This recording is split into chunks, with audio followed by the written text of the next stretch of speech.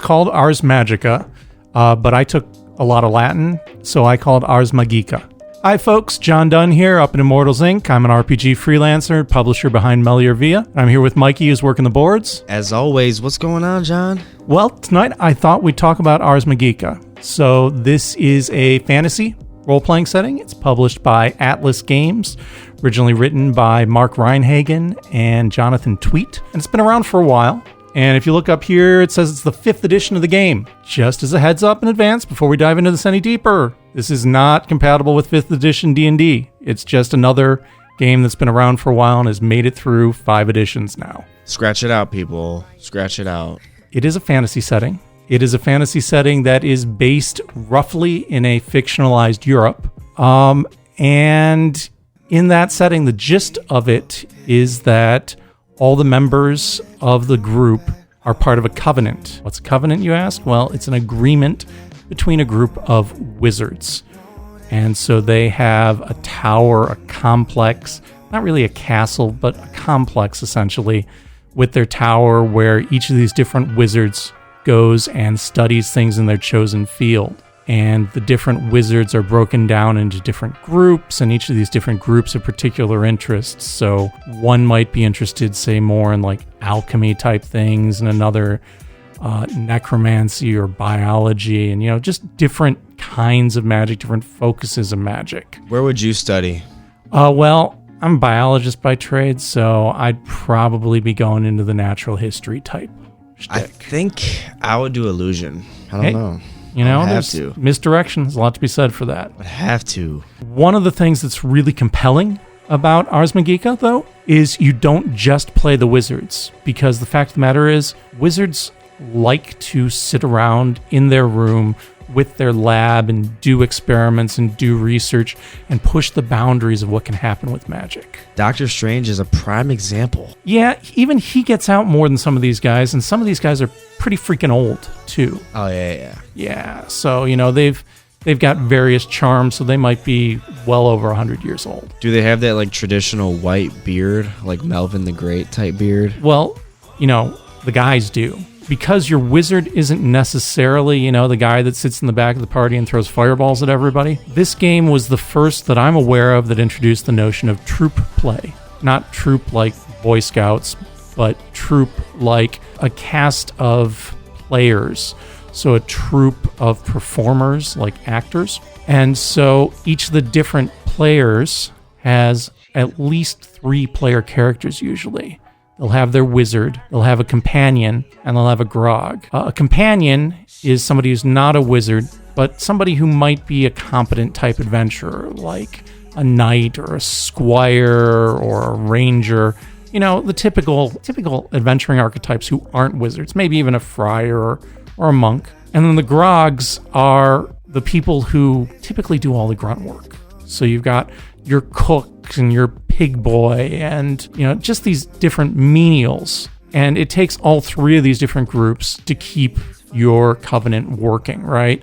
Because you've got the castle and the lands and all of that. And so then when you go out on an adventure, not everybody gets to play their wizard every time. Usually 1 or maybe 2 players will be running their wizard, and then you'll have your companion and a couple of grogs along that make up the whole party. Usually between game sessions or between adventures, you'll shift around who's playing, which player is playing which character, and sometimes you'll even share a character between a couple of players, so one person will play that character one session, another one will play him the next session. And that kind of gives you a real sense of community where you've got a lot of different characters interacting and people aren't necessarily only tied down to one character, and you build up bonds between characters in ways that you don't usually see between player characters and non-player characters because it kind of blurs that line.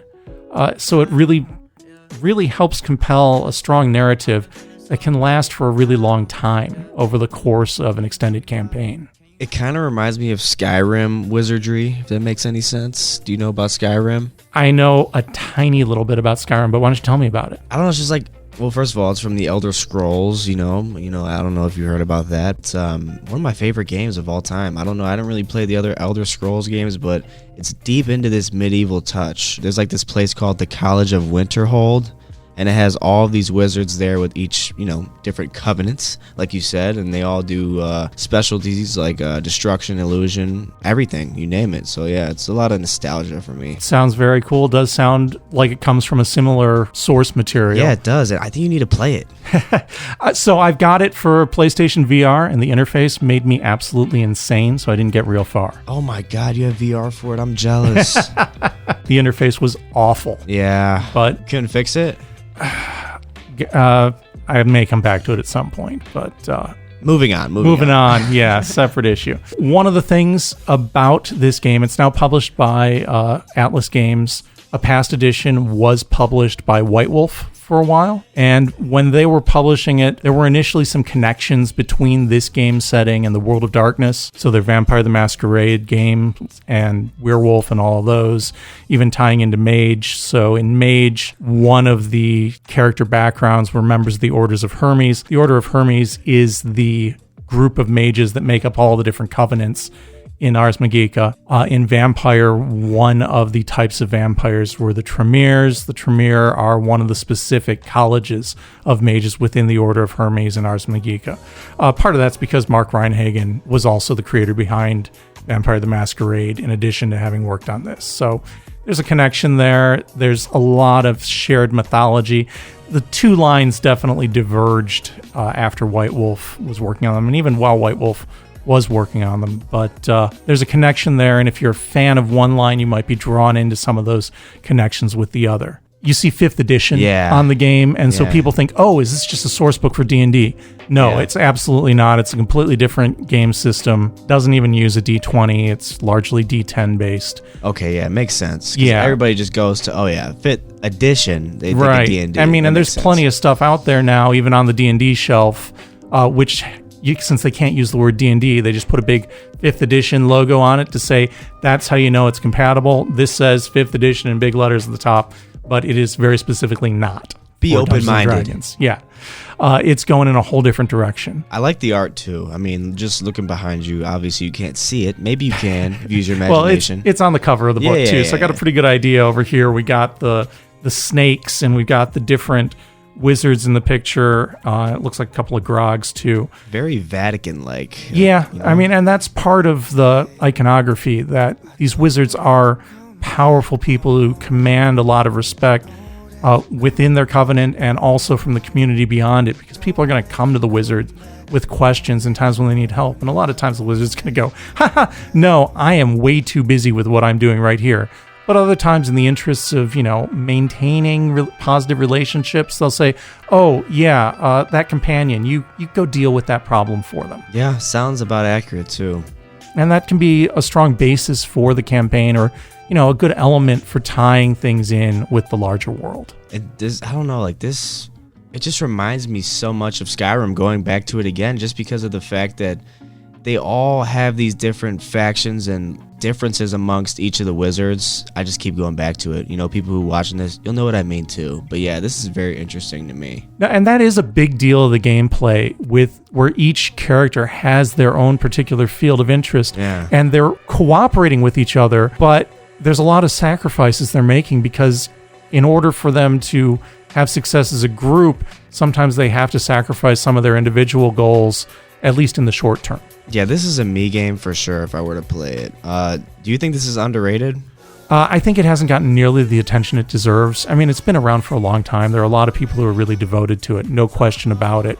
But I think the introduction of troop play, the way people can reach out and grab the setting from a lot of different angles and have that whole campaign really come to life around them, is something that not enough people have a chance to explore.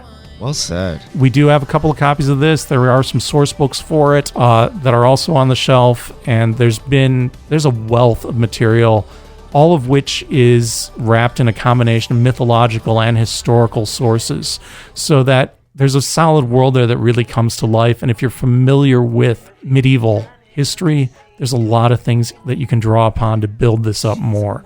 Mythic Europe is the name of the setting that they use for this, and it's really kind of a fitting name because of the way it combines mythology and history. Dark times. Like I said, it's on the shelf here at Immortals Inc. or at Immortals, stop in or check immortalsinc.com. Later, guys. Immortalsinc.com.